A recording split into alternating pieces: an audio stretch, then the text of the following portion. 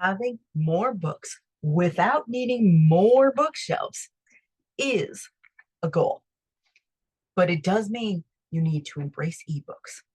Today, I'm going to share with you the techie stuff, and we're going to get into the advantages and the disadvantages of ebooks. Now, the first thing is ebooks are now everywhere. They are plentiful, but they are not equal in quality at all. And this goes beyond how it looks.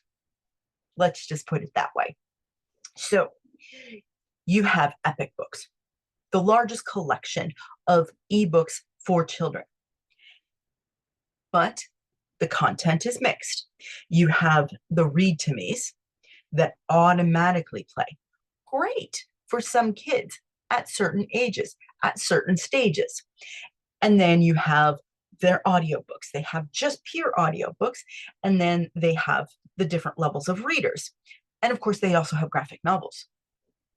They also have content that in there you may not find likable to your family values, especially if you're a Christian. So there are no guardrails as a parent because it's a children's app. There are no parental settings. This means, again, it's a disadvantage, but you're going to have to take some extra time and know what your child is reading. You can look at the reading log. That's going to help. But even better, just have discussions and talk about what you read today on Epic. That's going to help. Now, there's a few other ones. So we've got Reading IQ, we've got Homer, we've got Farfaria, and Hooked on Phonics. Now, the Hooked on Phonics, that's definitely a certain age range there, but you do have a lot to choose from. But it doesn't stop there. There's still more. When you use Amazon for a device like this, the Fire tablet, you can also get the Kids Plus service on there. And that is going to get you more children's books, a lot of them. That does have parent controls. However, there's still limits within the parent controls. What I do love about this is that you can put a reading requirement before playing any games on the Fire tablet. I don't know about iPads. I'm not an Apple person, so I have no clue. But I'm going to suspect if that's a thing over here, it's probably a thing over there. Next up is devices that are single purpose for ebooks. I do recommend for children who are like really good at reading. They're in their chapter books. This is junior chapter books, so like Magic Tree House and up. A single purpose device. I know it's a little pricey, but it's going to do a world of good. Having a device that is only for reading means that's all they can do on it. That's important. Secondly, you have more controls over what they're reading because you can approve and disapprove things. That's going to be helpful.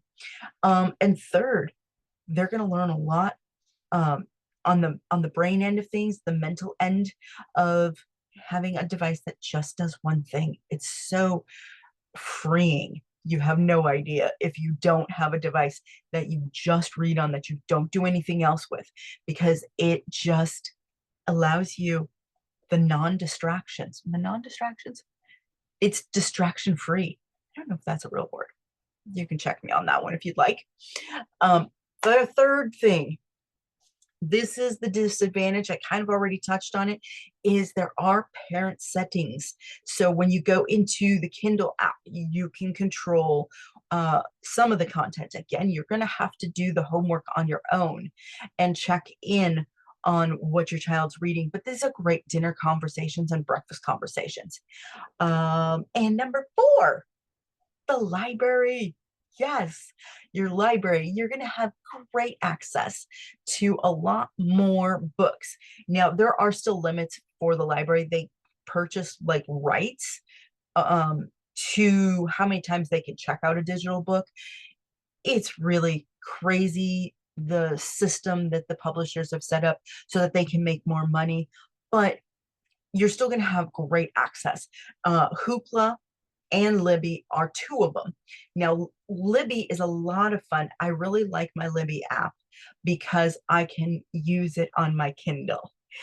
It lets me manage. So if you go into the settings, you can click manage and then tell it how you want it to deliver the book.